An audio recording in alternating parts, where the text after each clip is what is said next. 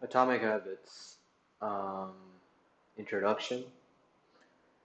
These are my study notes for a book that has been a phenomenal help and continues to be of uh, massive progress in my life.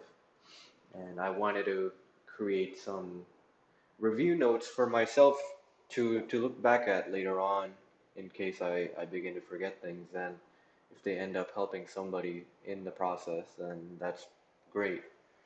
So I'm going to start off with chapter one, which is the introduction and the surprising power of atomic habits. And what James Clear discusses in the first chapter is he briefly touches on the four-step model of how habits are created.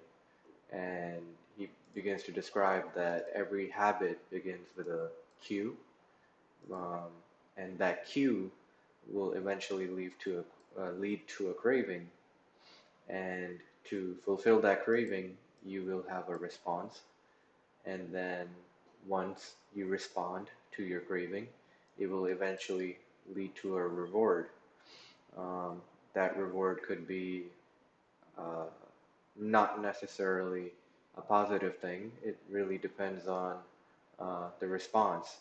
So a reward would basically tell you whether a habit is worth doing in the future or completely discarding because the reward was just simply not worth it. And then James Clear begins to touch on what would happen if you were to degrade yourself every day or upgrade yourself every day. And he's given the math. In 365 days, if you were to get worse by 1%, then you would go down to basically 0%. And if you were to get better each day by 1%, you end up being better almost 37, or if you want to round it up to 38 times better than what you were at the beginning of the year. Now, he's also provided a graph of what the calculation looks like from a visual standpoint. Now, as you improve, you can see the improvements are very minimal in the beginning.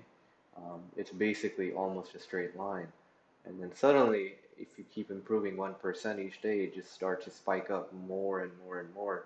So you can just imagine what will happen after, um, let's say, 2 years or 3 years. And another important thing to consider is that if you were to decline every day, the decline is noticeable from day one. You know you're doing something you're not supposed to be doing, so it's easy to catch if you're looking out for it. And then what does decline lead to? You decline, decline, decline, and eventually this is starting to convert into a straight line. Now, what is a straight line? It's stagnation. You're stagnating. You're one, if you're in the process of decline, number one is that you're slowly falling to be a lesser human, a bestial human. And then there will come a point where you can't uh, go any further down. You've hit rock bottom. And if you choose not to improve yourself from there when you're at rock bottom, you're stuck, you're in stagnation. So there's basically nothing happening in your life. And if you feel like there's nothing happening in your life, it doesn't necessarily mean that you've hit rock bottom, but you are at a stage of stagnation and you need to slowly start making 1% improvements and getting back on track to success, whatever success means to you. And here, down here, I have a few things that I've written myself based off of my perception of the book and just um, rephrasing of quotes. So the first thing I've written, and this is a revision for myself too, because it's been about a week or two since I read chapter one.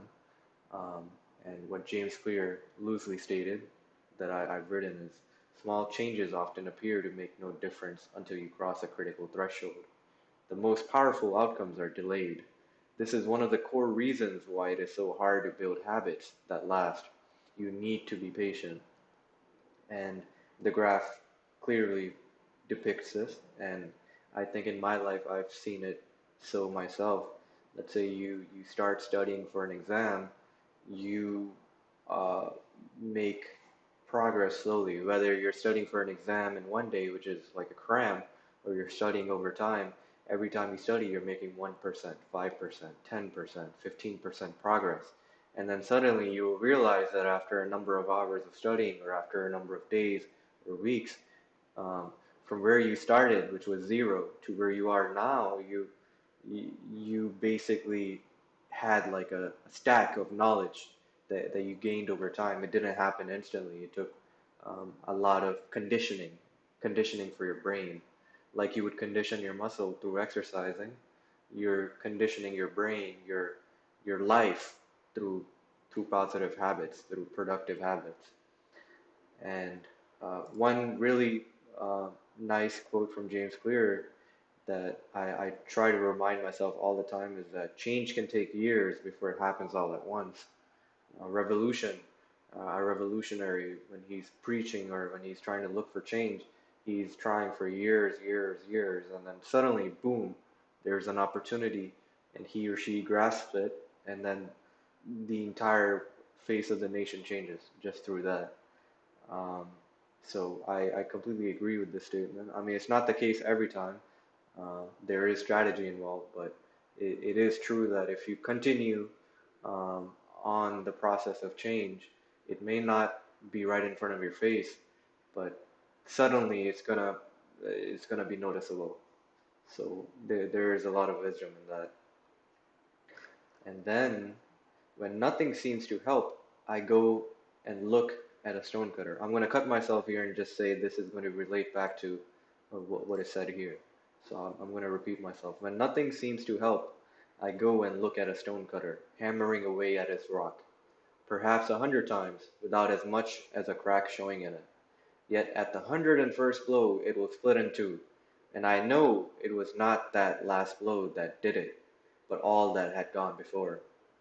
So you can see the wisdom of this in physical labor. I mean, like it is true that you're gonna do something repetitively over and over and over, and then suddenly, boom, there's a result in your face. You can kind of relate back to this with exercising. You're exercising every day, and you're not gonna see change in a week, in a month, maybe in even a year, and then suddenly it's in front of your face. Your body is extremely conditioned compared to the person you were before. Now, because these are 1% changes, they're not in front of your face, but they are there. It just takes a little while to notice them. And as you notice them, that's when you can solidify your habit because there is progress, noticeable progress. Um, and here is expectations, a graph of expectations of what you think will happen when you start a habit versus the reality of it. Now, by nature, we perceive um, progress to be linear. When we start something, we expect it to be linear. You do this task, and then you get this result, black and white, right? But it's not really the case. Um, you may do something on day one, and you may see progress on day 90. It's just the reality of it, and you can kind of see from the graph itself that um, when you're slowly making progress, and I'm talking about the curved line here, is the the progress is near zero, and then suddenly it starts spiking up more than what your expectation of in the linear line. It goes much higher than that. So this is the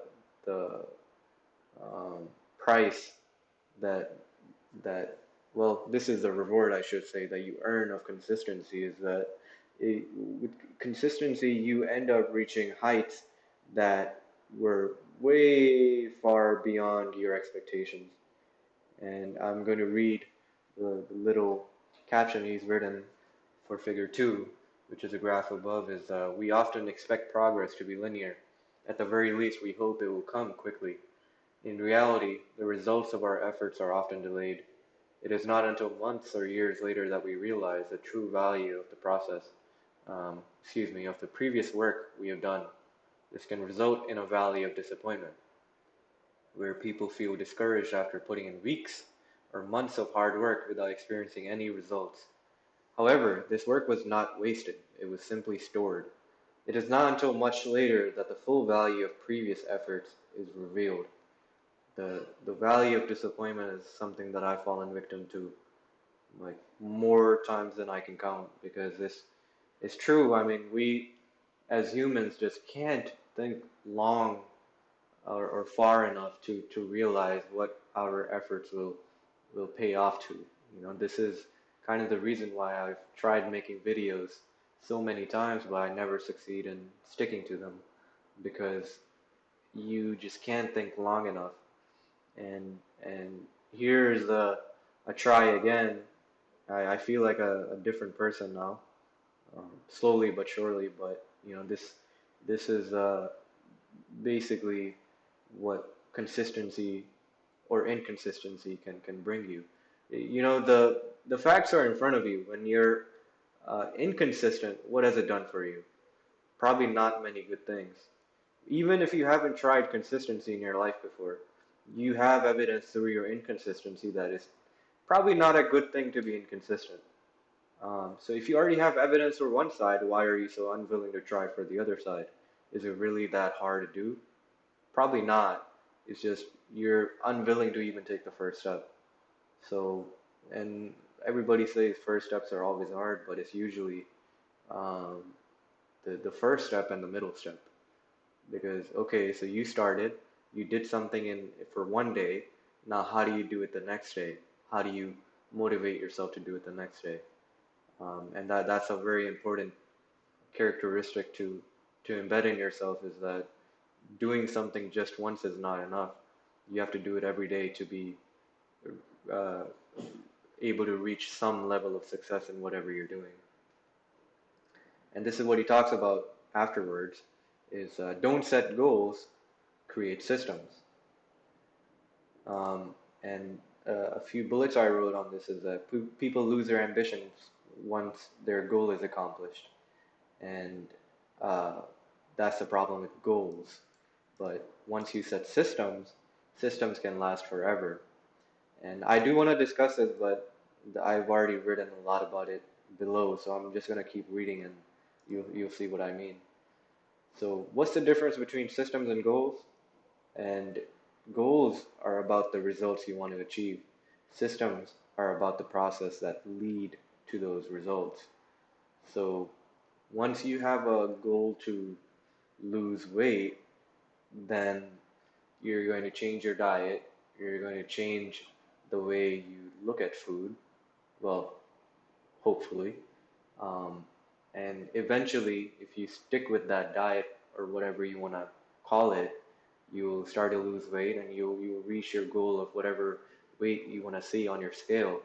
But then what is stopping you from going back to your old habits and eating the junk food or the bad food that caused you to be in your original state of obesity?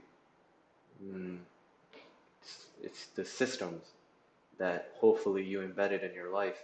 It's just a goal can be reached, but if it's not tied to an identity of uh, uh, the type of person you want to become, then it's really hard to stick to the how do you say it? Not necessarily the goal, but stick to the routine after achieving that goal.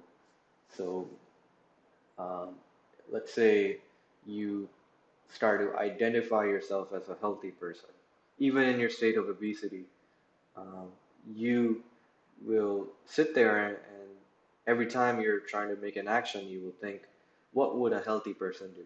You have a bagel in front of you, and you have, like, let's say, a salad, um, a bowl of salad, and then you're coming to a crossroads where you're um, challenging your identity. You want to eat that bagel, but you ask yourself, what would a healthy person do? The healthy person would likely go for the salad. So now what you've just done is you've sparked identity change in your life. And as you try to change your identity, It becomes more than just a goal to lose weight. It becomes part of your identity to be a person who is in shape. So then that goal doesn't mean anything because you've created such a solid system of let's say a solid lifestyle of, of strong systems that even if you reach the goal of losing a certain amount of weight, you're not going to sway afterwards because you have such a strong belief that you're a healthy person. Okay, so let's actually read what the bullets say. Problems with setting goals. Winners and losers more often than not share the same goals. So everybody has the goal to be rich, but only a few are rich. So it couldn't be because of setting that goal, um, which is very true. Achieving your goal only changes your life for the moment. Having a goal to clean your messy room will give you short-term success, but your room can get messy again. Setting such goals treat the system without addressing the cause. Um, I really like this line, and one way I look at it is that you get hurt. Let's say you break your arm, and um, to uh, basically cure the pain that you're in, you take painkillers. Painkillers take away the pain, but they don't really fix the fact that you have an arm that doesn't work, that's useless to you. So that's kind of like what I think James Clear is trying to portray is like you can set a goal that will give you a temporary value, but if you don't address the cause of why you needed to set the goal in the first place, then you're going to be in that same situation again. Number three, goals restrict your happiness. It's really easy to fall in the mindset that you'll find true happiness when you achieve a certain goal. It makes no sense to restrict your satisfaction to one scenario when there are many paths to success. This is another thing I fell for. Is like when I have this amount of money in my bank, I'll be happy. So until I reach that point, what am I supposed to be? Just unhappy with life, just frustrated, always looking at my bank account, thinking, "Oh, I'm a couple thousands off from my goal, so I still can't be happy." And like this is just limiting myself from the opportunities that await if I were to just let go and instead of having goals, just have very strong systems that will open up so many paths for me. Because it's true, there's so many paths to success. You can do so many things. Not all of them are good for you, but there are many options available. So why would you force yourself to take a linear path? I think we do this because it's the easy thing to do. Once you have a linear path to follow, you think it's easier to achieve certain things. But what you end up doing with a linear path is you neglect all other paths that may lead to success. You close your eyes to them. And I think I've done that a lot in life. And it's not an easy habit to break because it is a habit, you know. You have a habit of setting very strong linear goals and rejecting everything else that's not worthy to be part of that strong linear goal. So you're really limiting your opportunities because of your goals sometimes. Okay, number four, goals are at odds with long-term progress. When all of your hard work is focused on a particular goal, what is left to push you forward after you achieve it? The purpose of setting goals is to win the game. The purpose of setting systems is to keep playing the game. That's also true. Let's say you have a dream job that you want to work as. You work really hard for a couple of years, let's say 5 years, you work like extremely hard, just neglecting everything else in your life just to achieve the goal of reaching that dream job. So now you've reached that dream job, what do you do? I can tell you what I did because I'm not going to say I reached my dream job, but I got pretty close. And it's a pretty big hole left uh, inside my soul, I guess, because I don't know what to do next. That's why following goals is just it's honestly it leads to a depressing life because you go from one thing to the next. It's a never-ending cycle of desires, and it really stops you from being happy. But if you have strong systems, it's a lifestyle. It's not much so about what you want to achieve in the future. It's more so about who you are in the present and what you do every single day. The 1% increase every single day. So I would even go to say that it's not bad to have goals. It's just good to have grounded goals. Like, and when I say that, I mean goals that you can achieve every day. You know, that's what a habit is, right? It's a daily goal.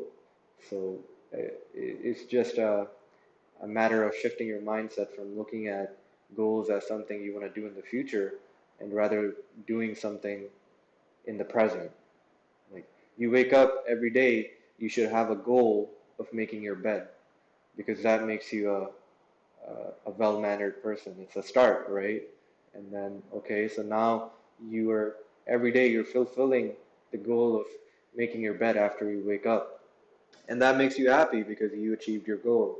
And now you can look at something bigger. Okay, so every day I wake up, I make my bed. And now I'm going to set a goal of meditating for 5 minutes.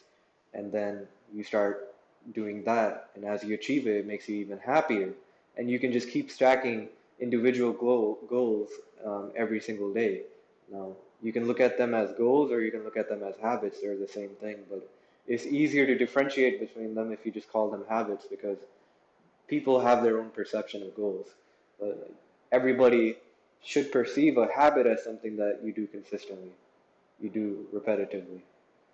Um, I'm running out of time. I've actually gone well beyond what I wanted to do, but I'm glad I did it, and I'll hopefully be uploading another video very soon. So thank you and have a nice day.